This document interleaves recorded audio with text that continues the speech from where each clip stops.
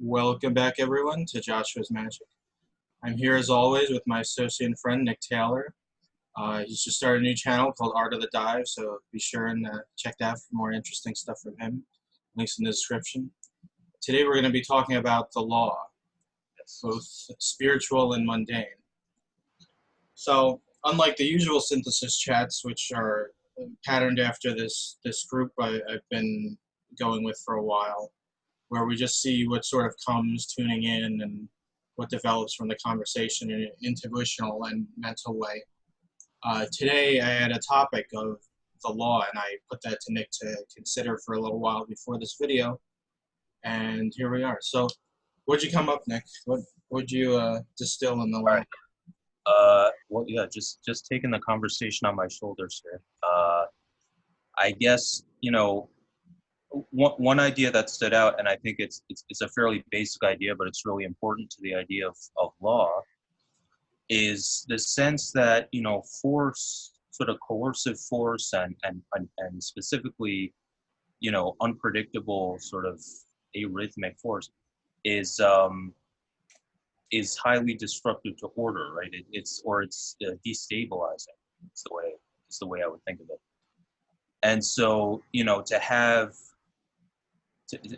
anything that, a lasting order, a lasting peace, with doing any kind of business on a consistent basis, you sort of need these prohibitions against any kind of disruptive activity like that, right?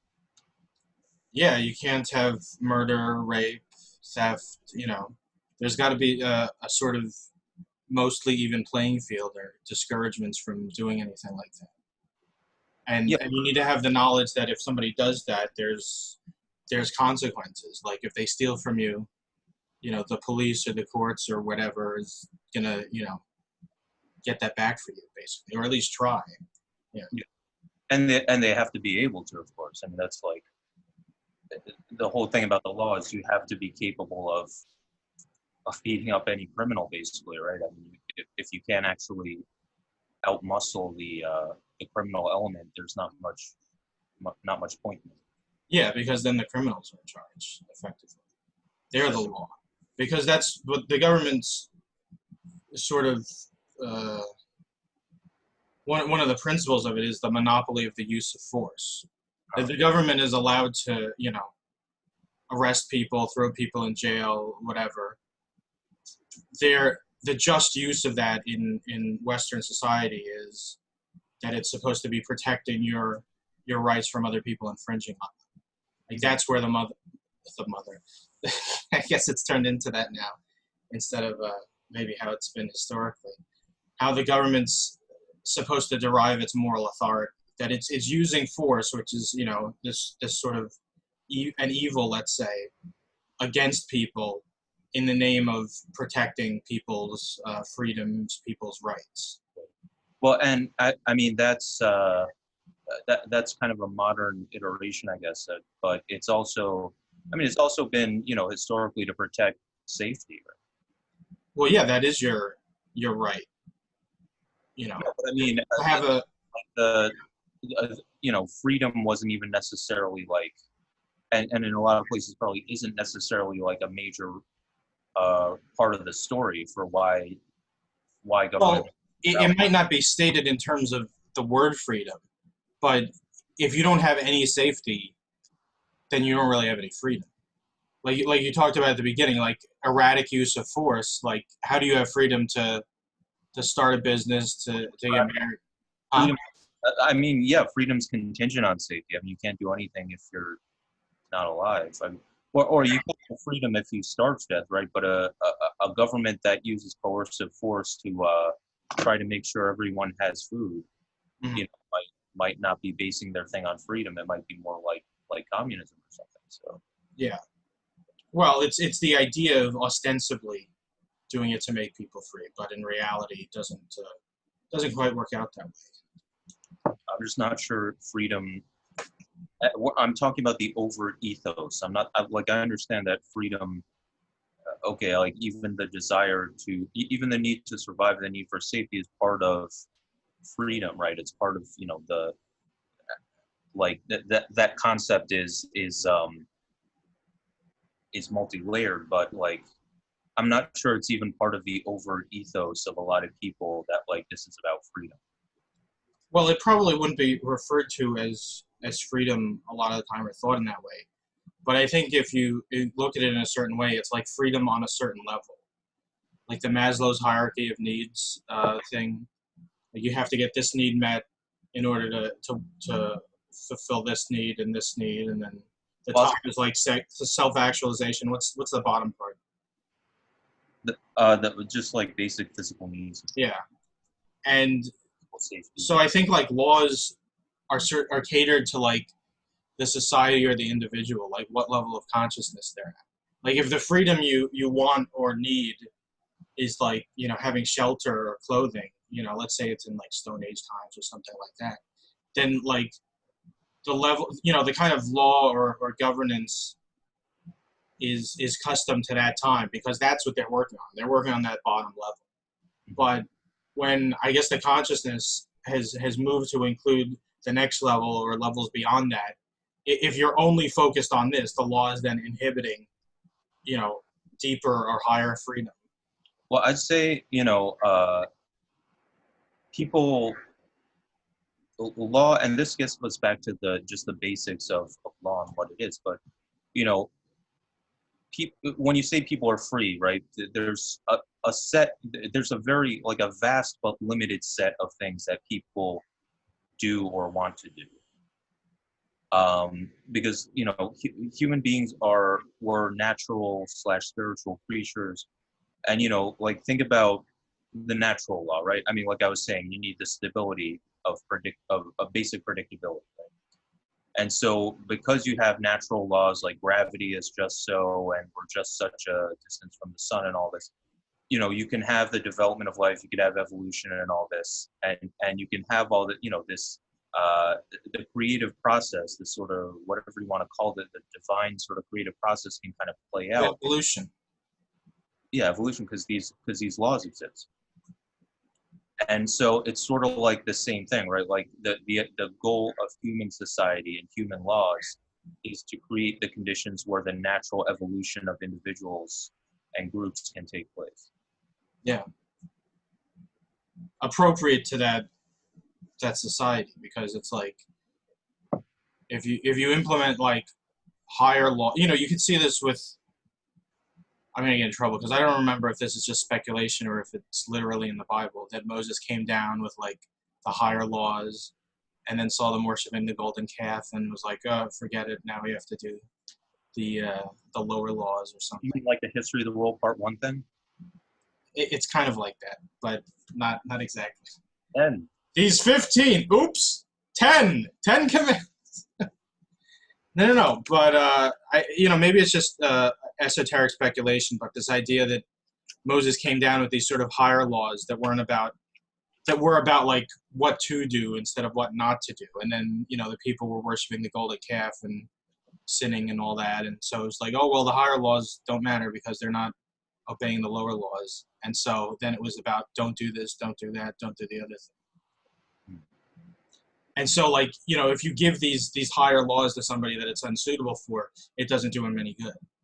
And then if you give somebody or some people laws that are lower, or create lower freedom at the expense of higher freedom, then it doesn't, it hinders them because they're at a higher level and they don't need to be told don't do this, don't do that in certain ways.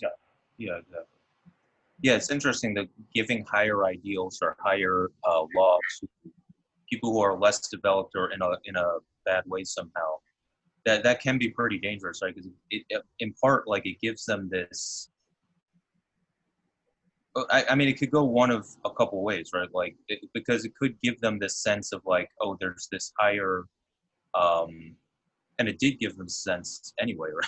But like there's this higher dictate, and there's this higher force that like, has its will must be honored, and then, I can find silly little ways of like attaching myself to that will, and make it so, oh, actually, God wants me to do this kind of thing, because they understand it in terms of lower consciousness.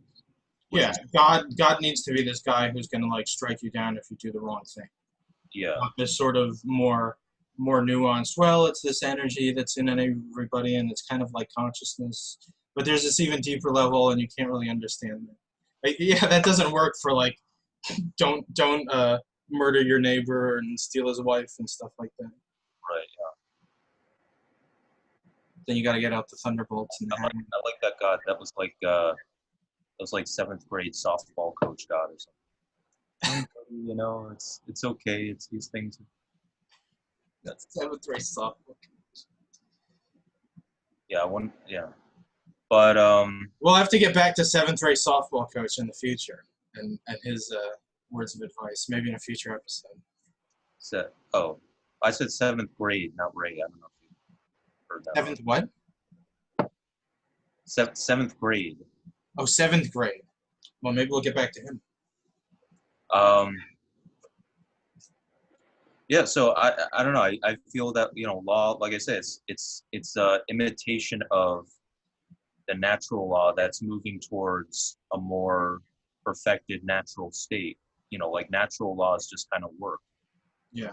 Right. That's all perfectly evolved in its own sphere. And so human law is like, it's artificial, quote unquote, it's synthetic, quote unquote, as we were, but it's like, it's getting there, right? It's gradually evolving to the point of being more and more natural, more and more sort of perfect and organic. Yeah. Well, it's like on a lower level, all these laws have, I guess, been perfected in the development of the universe. You know, sort of atomic laws that we're talking about. But perhaps there was even a time where those were less set in stone and being sort of worked out somehow. You know, like the idea of the Big Bang, that somehow there was this sort of chaos and then it all solidified into the universe. Right. Well, that also would have been according to law. But... Yeah. But it's just this idea that there's, again, with the hierarchy and sort of the pyramid, there's these levels of law. And like this level gets sorted out first, then the next level, then the next level. And sort of, you know, we can think about human laws that aren't just man-made, like laws governing, you know, economics or social behavior. Yeah. Yeah, like human interactions and stuff. Like these, there are real things that aren't just sort of arbitrary. Well, I would say, in a way, laws partly represent the evolution of law. Partly represents like the gradual working out of those laws. Yeah. Like we try certain things, and then there's like you get a certain level of like law is basically a response to chaos, right? Or the sort of destabilizing force. And it's like, you know, at a certain point, you get a certain amount of that. Like maybe, you know, at first, like, okay, there's some thieves or whatever, but we've worked some stuff out among the tradesmen and we're doing okay for a little bit. But then, you know, there's X amount of destabilizing force or, you know, X amount of chaos gets woven into that eventually. And now we need a more solid government with more solid, definite laws, you know, and now we've got this, and it just sort of, but then, you know, it also feeds back the other way where like the laws become too much or the laws are too imprecise in what they cover or something. And then there's feedback from the people also. But it's like this weighing out of social reality, of the laws of social cause and effect, sort of. Well, it's like this idea of coming under different laws.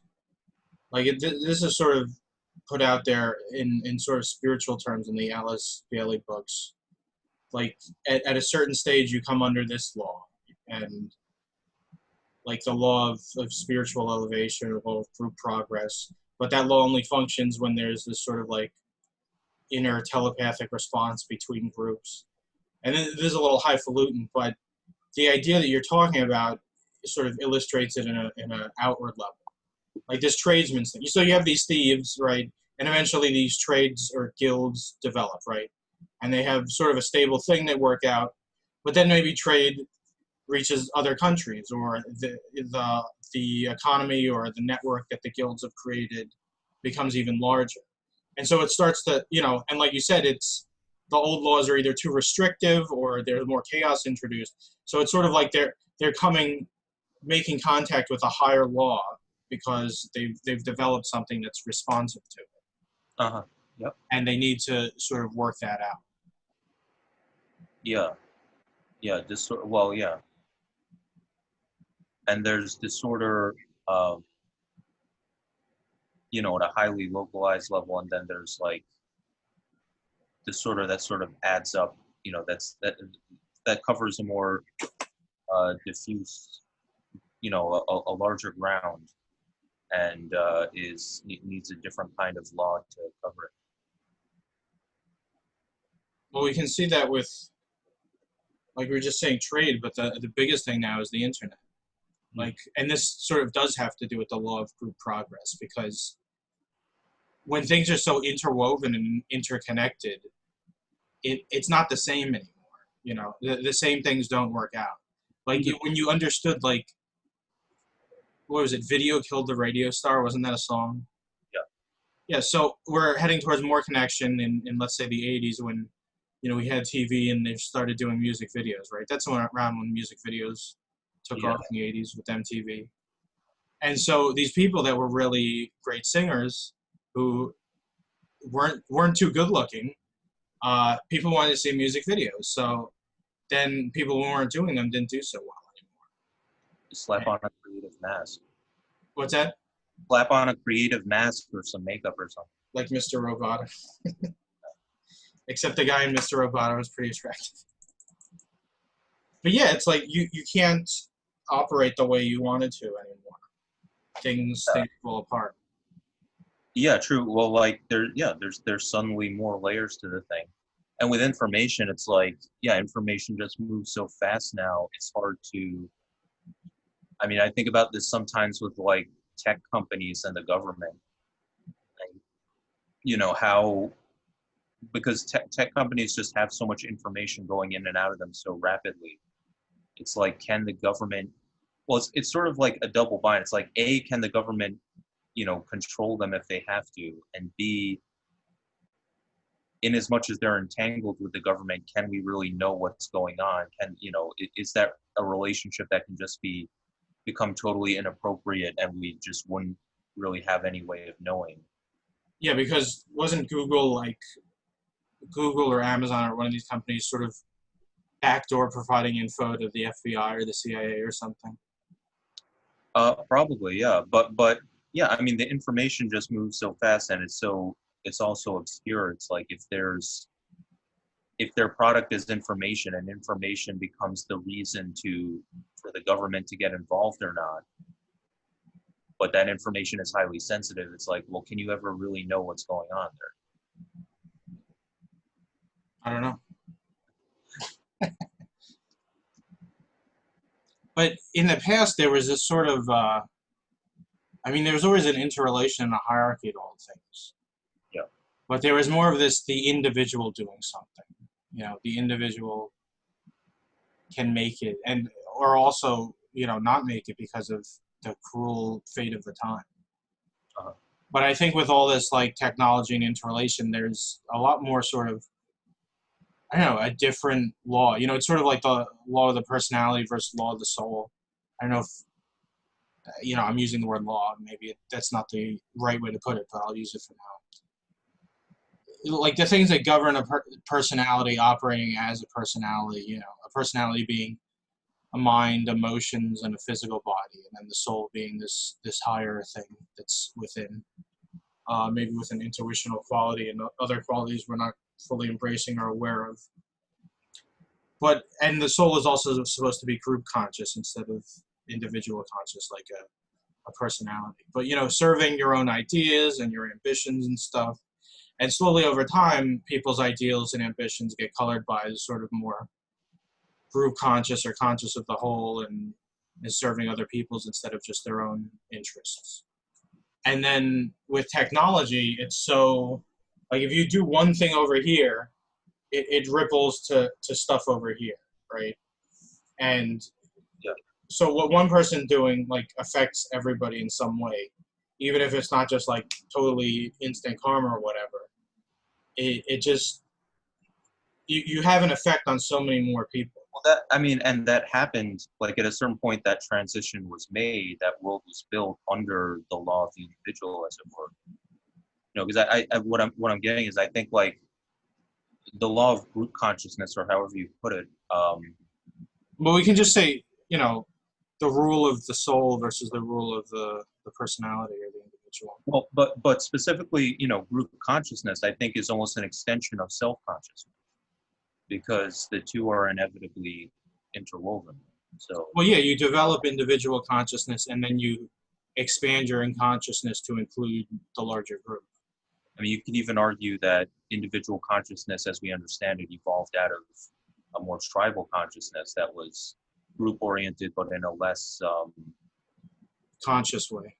yeah. It was like a mass unconscious, mass consciousness versus group consciousness. Group consciousness needing to be built on the back of the individualized human being I said, who's a, aware of himself as a self. a sentence occurred to me, and it's that the very essence of law is to be self-correcting.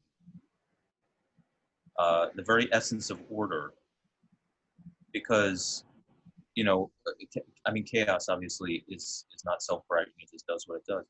But law is, I mean, obviously it's the person, individual is being self-correcting and not doing things that are against the law. But that trickles, that iterates to where law itself is somewhat self-conscious and trying to like curtail abuse of the law. Like, and as an example, like I saw in I looked up Hammurabi's code. Oh, interesting. The original like major law text, right? And the first section in Hammurabi's code is basically all about abuses of the law. Like I wish we could have. You don't have it ready that we could sort of pull it up and look at it a little bit, do you? Not exactly. I mean, Okay. I try to find it maybe, but Well, I but could, continue. like I sort of have it in my notes, but it wouldn't. I can read it though. I was going to read the first one, the very first rule, and I haven't read the actual stone tablets, so maybe I'm not getting the straight source. But like, the first rule is if a man brings an accusation against another man, charging him with murder, but cannot prove it, listen to this: the accuser shall be put to death. Now, I mean, maybe that opens the door to other abuses of the law, but the point is, it's like the law is self-conscious, the law is self-correcting, right? That's the nature of order, as opposed to chaos. Is this tendency for self-consciousness, basically? Mm-hmm. Yeah, the law. Well, the laws we understand. I mean, I'm sure there's laws that govern people in a sort of mass consciousness way. But this is what I'm getting at too, is that like we were saying with the tribe to the individual to the group, whatever the next grouping is, it's sort of like I'm saying that the evolution of self-consciousness is to be group conscious, but also self-conscious. And so it'd be the same thing probably with the law over time. Oh, to be sort of unaware of the law and then to become aware of the law and wield the law yourself. Well, it's just the evolution. To me, it's the natural course of a natural orderly course of things, right? The course of how order works is that like we were sort of talking about, you get like people get more and more self-conscious over time. And as I was suggesting, that leads to a certain group consciousness, because if you're really sensitively and astutely self-conscious, you realize that you're sort of embedded in this system of social interaction, and you and other people aren't exactly irrelevant to each other. And like obviously I'm sure people have had a nascent sense of that forever, but it sort of becomes more, you become more aware of it, it becomes more systematized over time, and harder to ignore. So yeah, I think that's the natural course of orderly activity, and that law will eventually reflect that.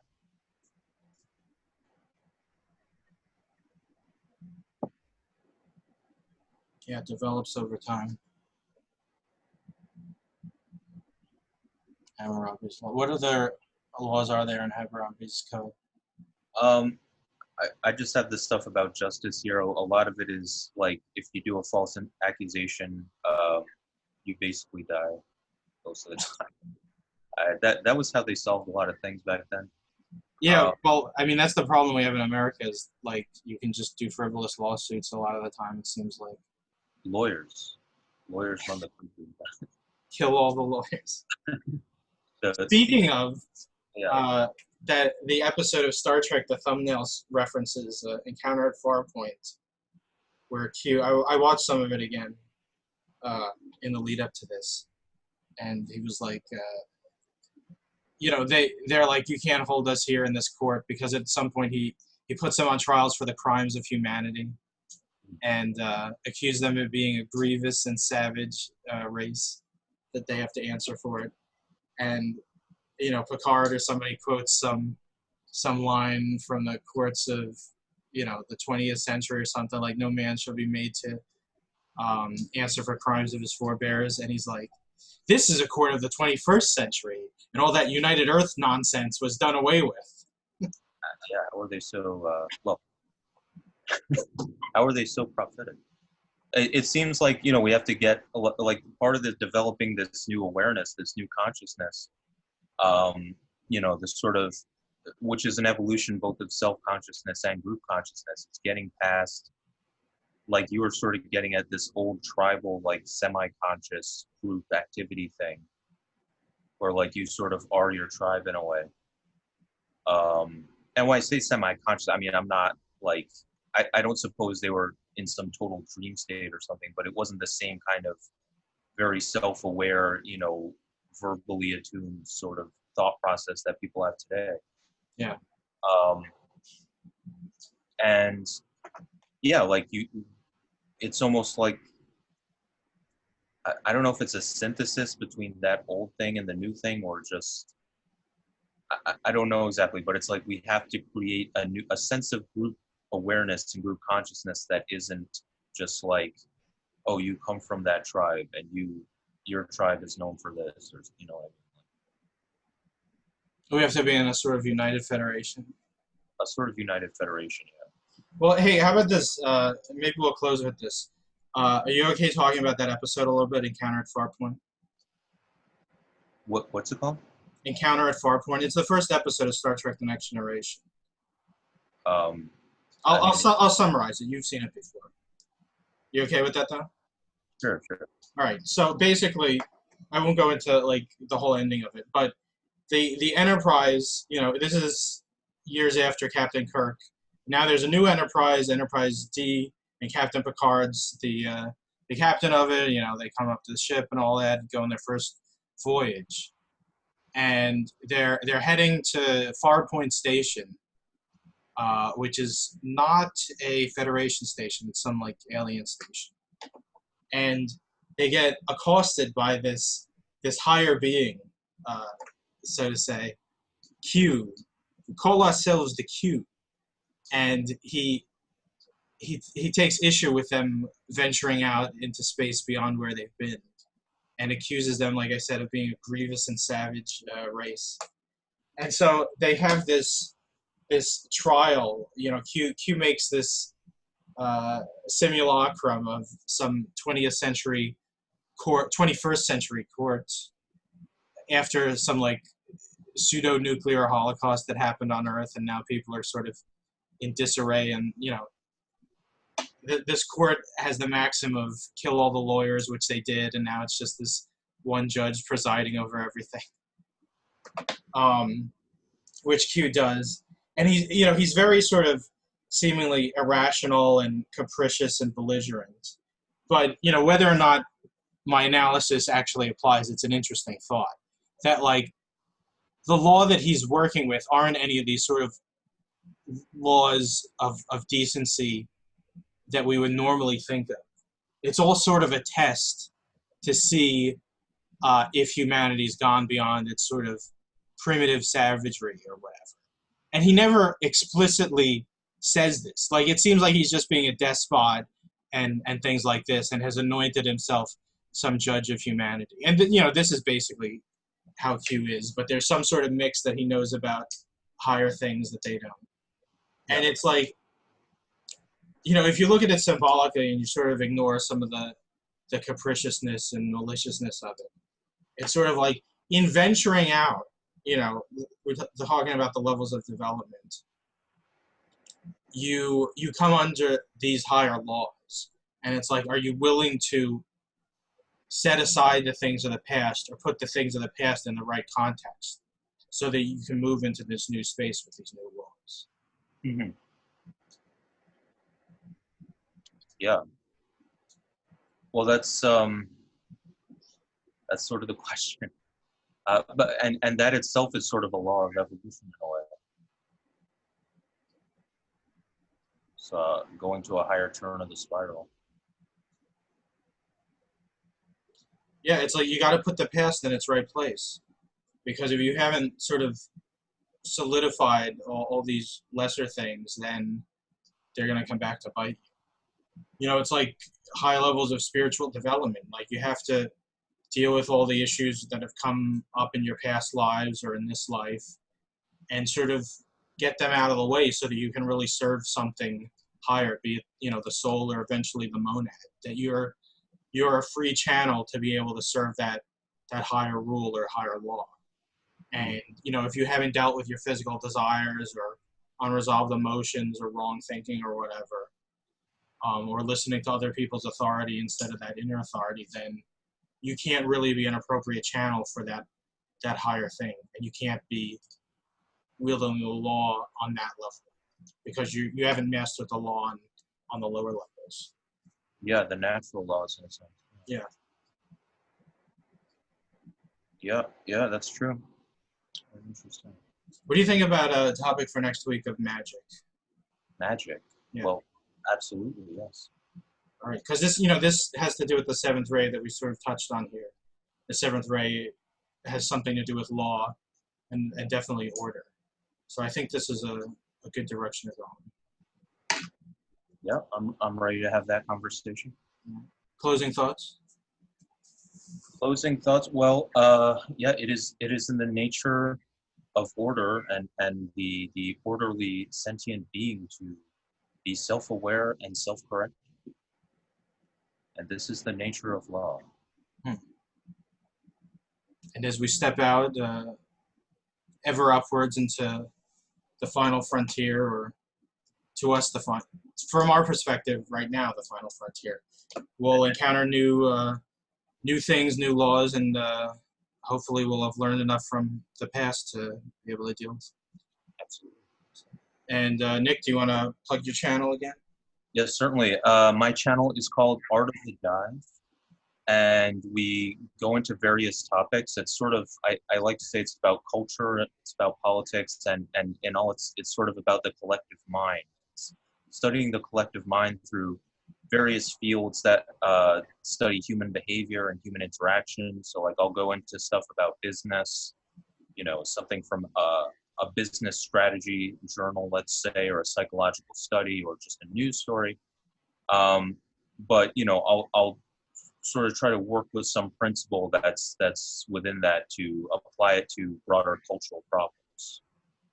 So if you want to see me struggle with these lofty-minded goals, then please check out my channel called Art of the Dive. Yeah, and I've liked your videos so far.